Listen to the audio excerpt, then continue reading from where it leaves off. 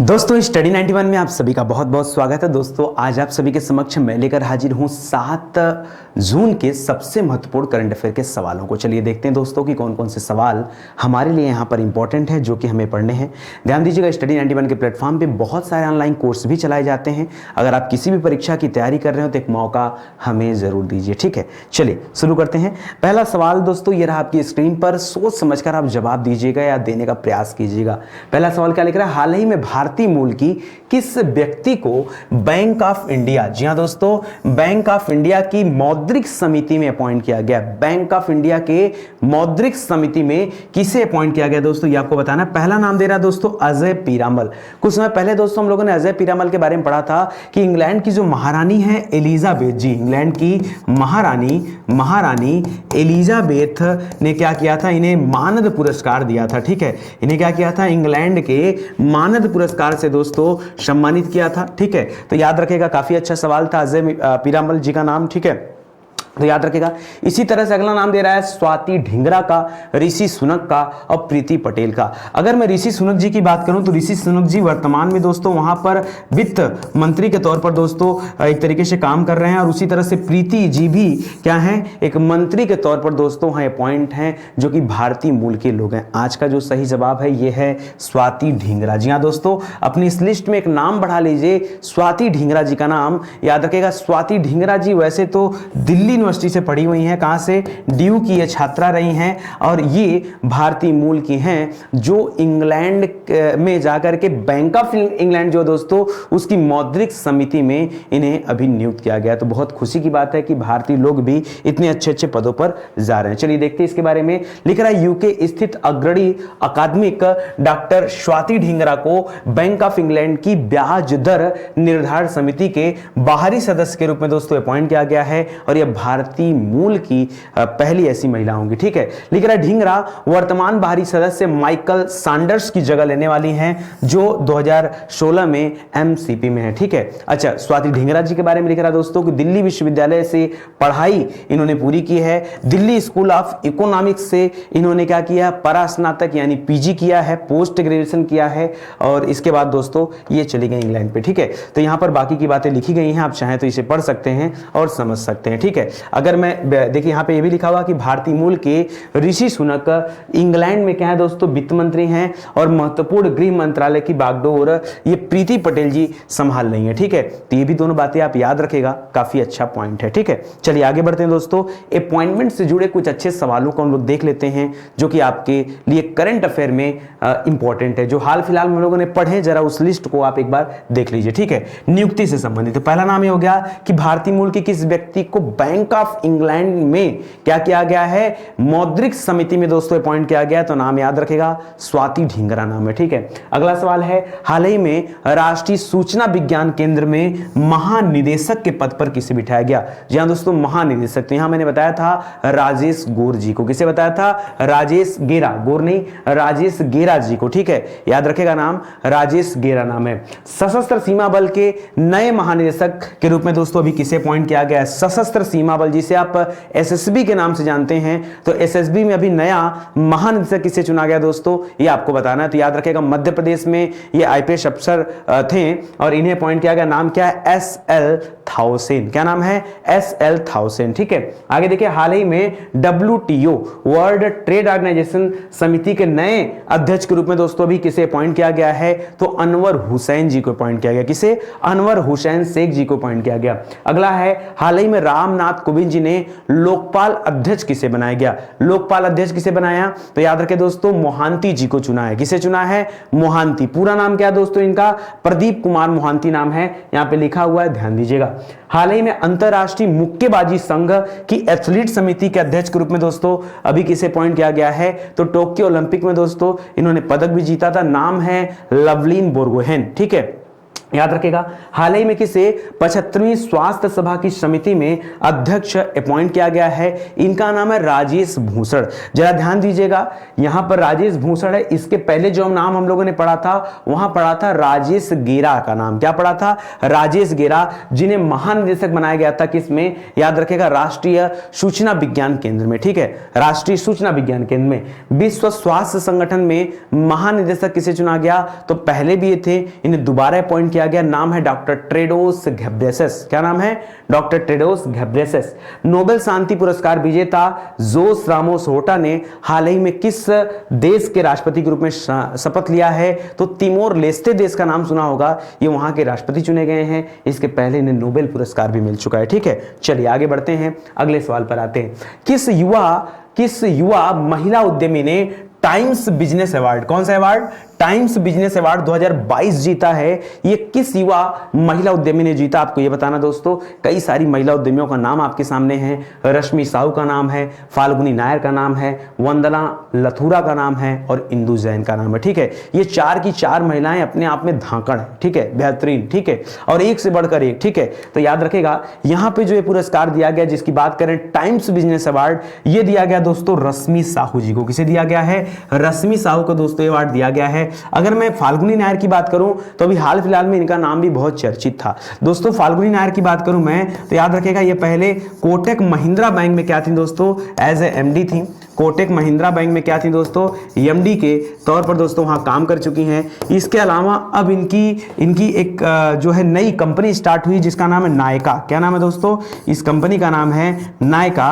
याद रखेगा, ये जो नायका कंपनी है, इसके भी एमडी हैं वर्तमान में। ये किससे संबंधित कंपनी है तो मैं आपको बता दूं, ये ब्यूटी प्रोडक्ट वगैरह बनाती है नायका कंपनी। और मैं रश्मि साहू का नाम बताना चाहूंगा, जिनका नाम यहां पे आया है, जिन्होंने टाइम्स बिजनेस अवार्ड जीता है। तो भाई ये भी प्रसिद्धि तो उनकी भी होगी। तो ये क्या है दोस्तों? आपने रुचि सोया का नाम सुना होगा।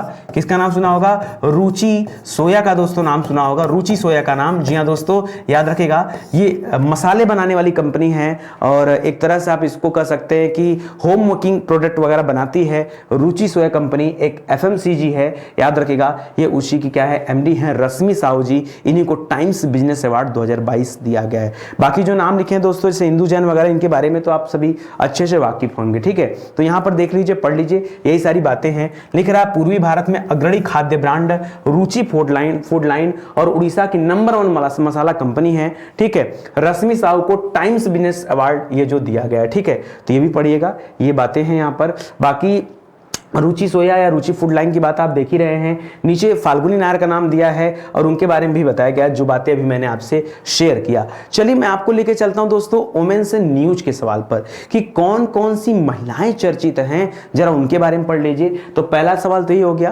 किसके बारे में? रश्मि साहू के बारे में। दूसरा है, कांस फिल्म फेस्टिवल के 75वें संस्करण के समापन में 9 सदस्यीय जूरी में किस भारतीय महिला को शामिल किया गया? ठीक है, 9 सदस्यीय जूरी थे। इन जूरी में एक भारतीय महिला को शामिल किया गया, जिनका नाम है दीपिका पादुकोण। ठीक है, अभिनेत्री हैं दीपिका पादुकोण, याद रखेगा।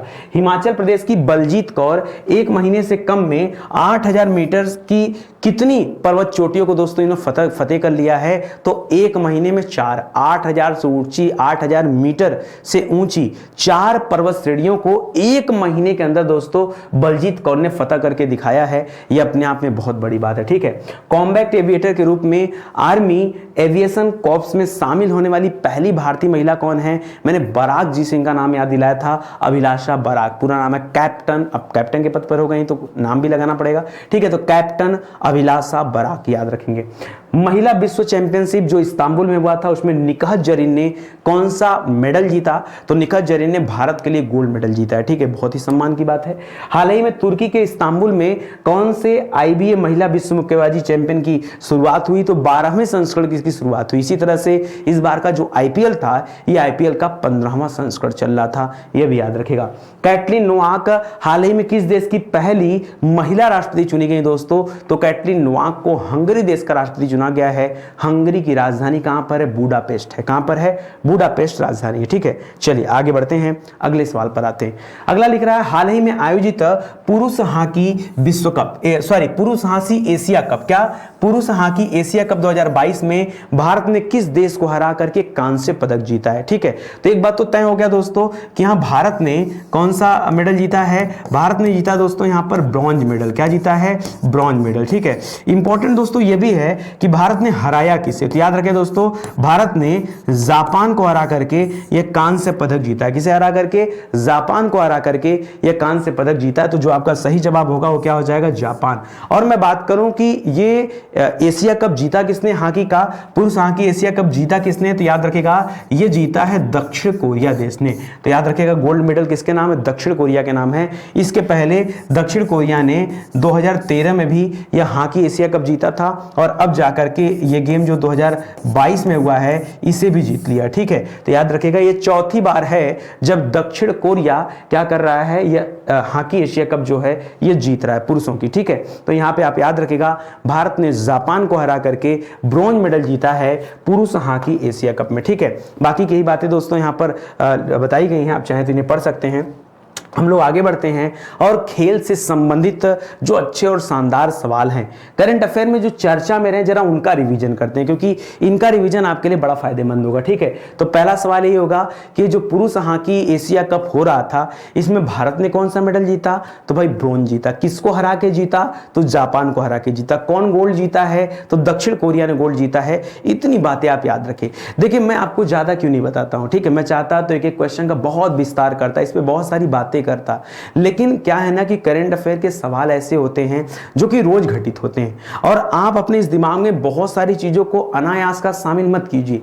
परीक्षा पॉइंट ऑफ व्यू से शामिल कीजिए कि कहां पर क्या याद रखना हमारे लिए जरूरी है और क्या परीक्षा में आ सकता है। ठीक है, क्योंकि इसी छोटे से दिमाग में आपको सभी सब्जेक्ट लेके चलने। ठीक है, इसलिए मैं यहां पीएचडी करने का प्रयास खुद भी नहीं करता हूं, न मैं चाहता हूं कि आप भी करें। ठीक है, काम की बातें जानिए, लिमिटेड बातें जानिए और लंबे समय तक याद रखने का प्रयास कीजिए। फोकस मेरा ये होता है। ठीक है, ताकि परीक्षा में सही उत्तर हो पाए। अमित शाह ने किस स्थान पर ओलंपिक स्तर के खेल परिसर की आधारशिला रखी है? तो आपको पता है दोस्तों भारत अगले कुछ वर्षों बाद, ठीक है, अभी तो मान लीजिए 2021 में ओलंपिक हुआ ही था जो कि 2020 में कोरोना की वजह से टल गया था, इसके लिए टोक्यो ओलंपिक हुआ था। ठीक है, इसके बाद हर 4-4 साल पे ओलंपिक होते हैं। 24 में होगा, 28 में होगा, 32 में होगा, 36 में होगा। ठीक है, तो 32 वाले की मेजबानी दोस्तों भारत करने वाला है और उसी की तैयारी चल रही है। ठीक है, तो अहमदाबाद में दोस्तों हमारे गृह मंत्री अमित शाह जी ने क्या किया है? इस की आधारशिला रखा है। ओलंपिक स्तर के खेलों के लिए परिसर की आधारशिला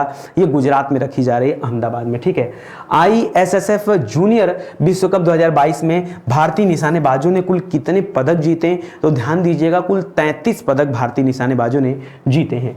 ISSF विश्व कप 10 मीटर एयर राइफल प्रतिस्पर्धा में भारत ने किसे हराकर गोल्ड मेडल जीता है? तो भारत ने इस गेम में डेनमार्क को हराया। किसे? डेनमार्क को। डेनमार्क की राजधानी कहां पर है? कोपेनहेगन राजधानी है, याद रखेगा। हाल ही में आयोजित फार्मूला 1 ग्रांड प्रिक्स मोनाको 2022 किसने जीत लिया है? तो मोनाको वाला देखिए स्पेनिश इसके पहले हुआ था, वो मैक्स वर्स्टैपेन ने जीता था। ये मोनाको वाला सर्जियो पेरेज ने जीता है। किसने जीता है? सर्जियो पेरेज ने जीता है। तो इनका नाम भी आप याद रखेगा। ठीक है, हाल ही में IBSA जूडो ग्रांड प्रिक्स में भारत ने पहला पदक जीता और यह खेल कहां आयोजित किया गया था? तो कजाकिस्तान की राजधानी नूर सुल्तान, ठीक है, नूर सुल्तान में इस खेल का आयोजन हुआ था। हाल ही में महिला T20 चैलेंज 2022 किसने जीता है? तो सुपरनोवा एक टीम थी दोस्तों, इस सुपरनोवा टीम ने इस बार का महिला T20 चैलेंजशिप जीत लिया है। IPL 2022 का फाइनल कहां खेला गया? तो नरेंद्र मोदी स्टेडियम जो कि गुजरात में है, वहां पर इसका फाइनल खेला गया। यह IPL का 15वां संस्करण था। इसे गुजरात टाइटंस ने जीता है। किसने जीता है? गुजरात टाइटंस ने इसे जीता है। ठीक है, एक सेकंड रुकिए, मुझे बैटरी चेंज करनी पड़ेगी। ठीक है।